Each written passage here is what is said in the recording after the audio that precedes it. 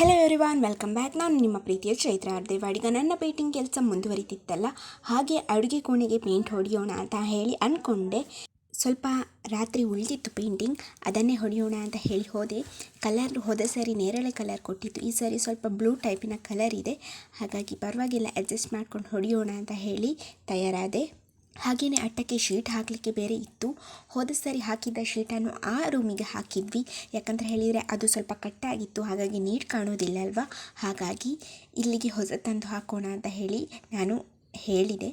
ಹಾಗಾಗಿ ಅಡ್ಡಲಾಗಿ ಹಾಕಿದ್ದಕ್ಕೂ ಪೇಂಟ್ ಕೊಟ್ಟರೆ ನೀಟಾಗಿ ಕಾಣುತ್ತಲ್ವ, ಹಾಗಾಗಿ ಅದಕ್ಕೂ ಕೊಟ್ಟೆ. ಮೊದಲು ಪ್ಲ್ಯಾನ್ ಇರಲಿಲ್ಲ ಶೀಟಿಗೆ ಪೇಂಟ್ ಹೊಡೆಯೋಕೆ ಉಂಟು ಅಂತ ಹೇಳಿ. ಅದಾದಮೇಲೆ ಹೊಡೆದಾದ್ಮೇಲೆ ಸ್ವಲ್ಪ ಕಲೆ ಅದದ್ದು ನೋಡಿ ನಾನು ಪೇಂಟ್ ಹೊಡೆದೆ. ತುಂಬ ಅಂದರೆ ತುಂಬಾ ಕಷ್ಟ ಆಯಿತು ರಾತ್ರಿ ಹೊಡೆಯೋಕ್ಕೆ. ಕರೆಂಟ್ ಬೇರೆ ಮಧ್ಯದಲ್ಲೇ ಹೋಗಿಬಿಟ್ಟಿತ್ತು, ಹಾಗಾಗಿ ಹೊಡೆಯೋಕ್ಕೆ ಆಗಲಿಲ್ಲ. ಆ್ಯಂಡ್ ಇದಕ್ಕೂ ಮೊದಲು ನಾವು ಸೀಲಿಂಗ್ ಹಾಕೋಣ ಹೇಳಿ ಯೋಚನೆ ಮಾಡಿ ಸೆಲೆಕ್ಟ್ ಕೂಡ ಮಾಡಿ ಆಗಿತ್ತು. ಬಟ್ ಅದಾದ ಮೇಲೆ ಈ ಇಲಿಗಳ ಕಾಟ ಇದೆ ಅಲ್ವಾ, ಅದರಿಂದಾಗಿ ಸ್ವಲ್ಪ ಜಾಗ್ರತೆ ಮೊದಲೇ ಮಾಡಿಕೊಳ್ಳೋದು ಒಳ್ಳೆಯದು ಅಂತ ಅನಿಸ್ತು. ಹಾಗಾಗಿ ಅದನ್ನು ಕ್ಯಾನ್ಸಲ್ ಮಾಡಿದ್ವಿ. ನಾವು ಪರ್ಚೇಸ್ ಮಾಡಲಿಕ್ಕೆ ಹೋದಾಗ ಸಿಮೆಂಟ್ ಶೀಟನ್ನು ಪರ್ಚೇಸ್ ಮಾಡಲಿಕ್ಕೆ ಇರಲಿಲ್ಲ. ಅದಕ್ಕೂ ಮೊದಲು ನಾವೊಂದು ನೋಡಿದ್ವಿ, ಅದರ ಹೆಸರು ಮರ್ತೋಯ್ತು. ಆ್ಯಂಡ್ ಅದನ್ನು ಇಲ್ಲಿ ಕಟ್ ಮಾಡ್ತದೆ ಅಂತ ಹೇಳಿ ಅವರು ಹೇಳಿದರು. ಹಾಗಾಗಿ ಯಾವುದಕ್ಕೂ ಹಾಕಿದ ಮೇಲೆ ಅದು ಹೋಗುವಂತೆ ಇರಬಾರ್ದು, ಸ್ವಲ್ಪ ಸಮಯ ಬಾಳಿಕೆ ಬರುವಂತೆ ಇರಬೇಕು ಅಂತ ಹೇಳಿ ಸಿಮೆಂಟ್ ಸೀಟನ್ನೇ ತಂದು ಹಾಕೋಣ ಅಂತ ಹೇಳಿ ಯೋಚನೆ ಮಾಡಿದ್ವಿ.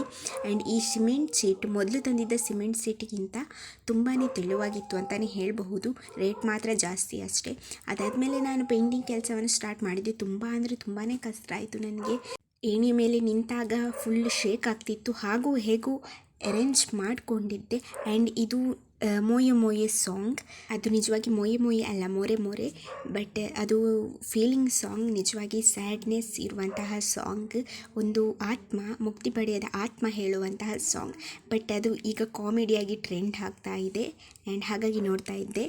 ಅದರ ಹಿನ್ನೆಲೆ ಏನು ಅಂತ ಹೇಳಿ ತಿಳ್ಕೊಳ್ಳೋದ್ರಲ್ಲಿ ನನಗೆ ಕ್ಯೂರಿಯಾಸಿಟಿ ಜಾಸ್ತಿ, ಹಾಗಾಗಿ. And thank you for watching.